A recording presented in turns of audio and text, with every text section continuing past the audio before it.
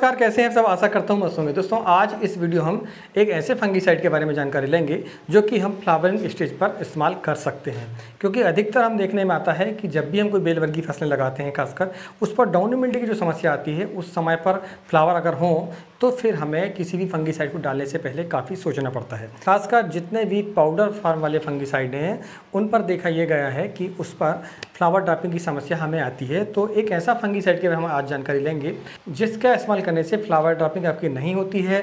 और दूसरा ये कि काफ़ी बीमारियां, जितने भी फंगस संबंधी हमारी बीमारियां होती हैं उनसे काफ़ी हद तक हमें कंट्रोल मिलता है, चाहे वो डाउनी मिल्ड्यू हो और चाहे फिर वो पाउडर मिल्ड्यू हो। काफ़ी हद तक पाउडर मिल्ड्यू पर भी इस पर नियंत्रण मिलता है और एक तरीके से यह जैविक भी कहलाता है। आगे इस वीडियो में जानेंगे कि हमें बोर्डो मिक्सर बनाने के लिए किन किन सामग्री की आवश्यकता होती है और उसको बनाने की विधि क्या होती है। पहले हम जानते हैं कि हमें किन किन सामग्री की आवश्यकता पड़ती है। तो सबसे पहले इसमें लगता हमें कॉपर सल्फेट, जिसे आप जो है नीला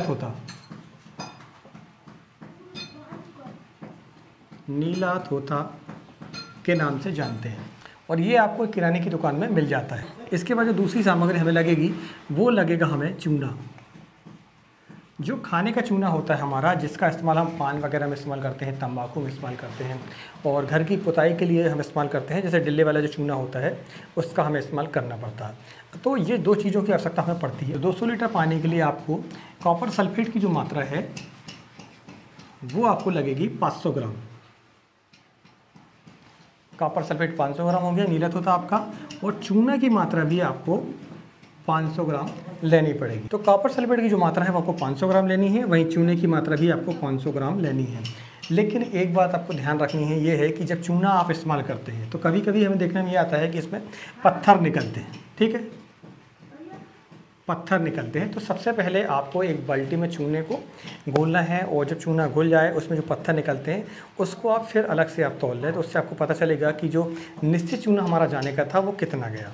क्योंकि मान लीजिए आपने 500 ग्राम चूना लिया था, उसको घोला और उसमें 100 ग्राम पत्थर निकल गए, तो वो बचा कितना चूना, वो आपका 400 ग्राम बचता है। इसलिए आपको ये कैलकुलेशन रख के चलना पड़ेगा। जब भी घुल के पूरा हो जाता है उसको आप छन्नी से फिर छनाते हैं, तो छनाने के बाद जो मटेरियल, वेस्टेज मटेरियल निकलता है उसको आपको फिर से तौलना है और तौलने के बाद उतनी ही मात्रा में फिर से आपको चूने की मात्रा इस पर ऐड करनी होगी। यानी सीधी सी बात यह है कि नीला तोता जो शुद्ध है वो 500 ग्राम आपका जाना चाहिए और चूना भी शुद्ध मात्रा पर बिना पत्थर वाला आपको 500 ग्राम जाना चाहिए, तब जाके कहीं आपको जो मिश्रण है वो सही बनेगा। ठीक है, नहीं तो होगा क्या कि नीला तोता हमें 500 ग्राम तो मिल गया लेकिन जो चूना था वो हमें 400 ग्राम ही मिला। तोला तो अपने 500 ग्राम था लेकिन उसमें पत्थर निकल गए, तो आपको उसकी जो मात्रा है वो ऐड करनी पड़ेगी। आगे हम जानेंगे इस वीडियो पर कि हम नीला तोता को और चूने को कैसे कैसे प्रोसेस करके और फिर बोर्डो मिक्सचर हम बनाते हैं। दोस्तों इस बोर्डो मिक्सचर का इस्तेमाल आप किसी भी फसल पर कर सकते हैं, चाहे वो बेल वर्गीय फसलें हों, चाहे फिर मिर्च हो, टमाटर हो। ठीक है, इन पर आप इसका इस्तेमाल कर सकते हैं। बागवानी वाली जितनी फसलें हैं जैसे अमरूद है, आम है, तो नीचे की तरफ से जो हमारे फंगस लगते हैं तो फंगसों से नियंत्रण के लिए भी आपने देखा, बागवानी वाली जितनी फसलें हैं जैसे अमरूद है, आम है, तो नीचे की तरफ से जो हमारे फंगस लगते हैं तो फंगसों से नियंत्रण के लिए भी आपने देखा होगा कि आम के पौधे या फिर अमरूद के पौधे के जो तना होता है नीचे की तरफ, आपने देखा होगा उसमें पुताई की जाती है चूना और इसका नीला तोता का, यानी बोर्डो मिक्सचर का। तो जो नीचे से फंगस लगते हैं, जड़ गलन वाले, तना गलन वाले, वो सारे नियंत्रण होते हैं। टमाटर की हम बात करें, टमाटर में अर्ली ब्लाइट और लेट ब्लाइट दोनों के लिए यह काम करता है। बेल वर्गीय फसलों में डाउनी मिल्ड्यू और पाउडर मिल्ड्यू पर भी काम करता है और अन्य सड़न गलन वाले जितने भी समस्या, यानी जो COC से जो भी रोग आपके कंट्रोल होते हैं कॉपर ऑक्सीक्लोराइड से, वो सारे इससे नियंत्रित होते हैं। जैसे कि अर्ली ब्लाइट है, लेट ब्लाइट है, आपका बैक्टीरियल ब्लाइट है। बैक्टीरियल ब्लाइट के लिए भी बहुत बढ़िया तरीके से ये काम करता है। अब इसकी जो मात्रा आपको हमने बता दी 200 लीटर पानी के लिए, जितना आपको पानी लग रहा हो स्प्रे करने में, आप फिर उसके हिसाब से मिश्रण को तैयार कर लें। यह 1 एकड़ पर जाना चाहिए आपका। 200 लीटर पानी जो है 1 एकड़ आपको स्प्रे इसका करना होगा, तब जाके आपको कहीं सही इसके रिजल्ट मिलते हैं। फसलें जो हमारी जैसे आम वगैरह हैं उनके लिए अलग मिश्रण हमें तैयार करना पड़ता है, उसकी जो मात्रा है वो अलग होती है। आगे हम समझेंगे इसकी विधि कैसी होती है बनाने के लिए। चलिए तो वीडियो स्टार्ट करते हैं। मैं हूं राकेश साहू, अधिकारी बातें किसान की। यह आपका अपना चैनल है, इस चैनल में जो भी जानकारी दी जाती है, यदि पसंद आए तो वीडियो को लाइक करें और चैनल पहली बार आए तो चैनल को सब्सक्राइब करें। तो दोस्तों सबसे पहले जो नीला तोता होता है हमें उसे बारीक करना होगा और फिर हमें एक बाल्टी पर हम चूना लेंगे। चूना जो पुताई वाला चूना होता है हम उसका इस्तेमाल करेंगे और इस पर फिर हम पानी डालेंगे। तो पानी डालने के बाद आप देखेंगे उसमें कुछ उबाल आता है, ठीक है। अगर उबाल आता है तो आप समझ लें कि वो बढ़िया चूना है और आपकी वो बढ़िया काम करेगा।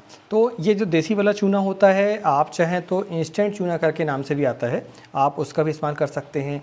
अब ये पैकेट वाला है मगर ये पुताई वाला चूना है, ठीक है। ये डिल्ले वाला यानी खुला चूना भी मिलता है, 40 किलो के बैग में जो आता है वो चूना भी हमें इस्तेमाल कर सकते हैं। तो चूना को इस्तेमाल करने का सबसे अच्छा तरीका यही है कि बाल्टी में आप चूने को डालें पहले और इसके बाद फिर उसमें पानी डालें। पानी डालने के बाद फिर आप देखेंगे कि वह जो है तैयार हो जाता है। बारीक हमने नीला तोता कर चुका है। अब हम चूने में पानी डाल रहे हैं। पानी में आप इतना डालें पानी इसमें कि ज़्यादा ना डालें, पहले थोड़ा सा, जैसे 1 किलो चूना है तो लगभग 4 से 5 लीटर पानी डालें। आप देख सकते हैं इसमें उबाल आ रहा है और ये जो उबाल है पानी बिल्कुल गर्म हो जाता है। अब नीले तोते में हम पानी डालेंगे। बारीक पीसने से क्या होगा कि जल्दी से वो घुल जाता है। इसको हमें फिर लकड़ी से चलाना पड़ता है। ये हम इसको लकड़ी से चला के, थोड़ी देर लगती है इसमें लेकिन लकड़ी चलाना पड़ता है हमें इसमें, ठीक है। चूना को भी ऐसे ही हम करेंगे और इन दोनों को फिर हम क्या करेंगे, इनको हमें छानना पड़ेगा। तो नीले तोते को आवश्यकता नहीं पड़ती छानने की, मगर चूने को छानने की आवश्यकता पड़ती है। तो नीला तोते को सबसे पहले हम डालते हैं ड्रम में। ये 200 लीटर की ड्रम है, इसमें पानी भर के रख चुका है। अब हम इसमें चूना लेंगे। तो चूना को हमें पहले कपड़े से आप छना सकते हैं। तो जो पत्थर वगैरह होते हैं और जो मोटा होता है, रेसा वगैरह होता है पत्थर वगैरह का, वो निकल जाता है। इससे क्या होता है कि नोज़ल हमारी जो है चोक नहीं होती है, ठीक है। तो नोज़ल चोक नहीं होते, सबसे बड़ा कारण यह होता है चूने को छनाने का। दूसरा कारण ये होता है कि इसमें जो पत्थर निकलेंगे, मान लीजिए हमने 1 किलो चूना लिया था और इसमें 100 ग्राम पत्थर निकल जाते हैं, तो उतना ही चूना फिर हमें उसमें ऐड करना पड़ता है। इस बात का आपको ध्यान रखना पड़ता है कि जो हम तुलाई पहले करते हैं चूने की, वह जो तुलाई है वो एक्यूरेट नहीं होती है, ठीक है।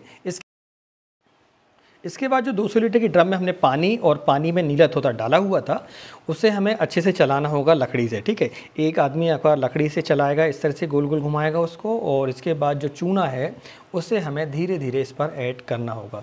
ध्यान रखें, बिल्कुल थोड़ी थोड़ी मात्रा में इसको ऐड करें ताकि इसका जो मिश्रण है वो अच्छे तरीके से बन पाए।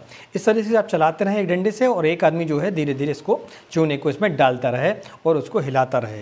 हिलाने से क्या होता है दोस्तों कि यह जो मिश्रण है वो बढ़िया तरीके से हो पाता है। नहीं तो फिर इसमें पौधे में जब हम स्प्रे करते हैं तो इसमें स्क्रैचिंग आती है, जलन होती है, तो हमें काफ़ी नुकसान इसको देखने को मिलता है।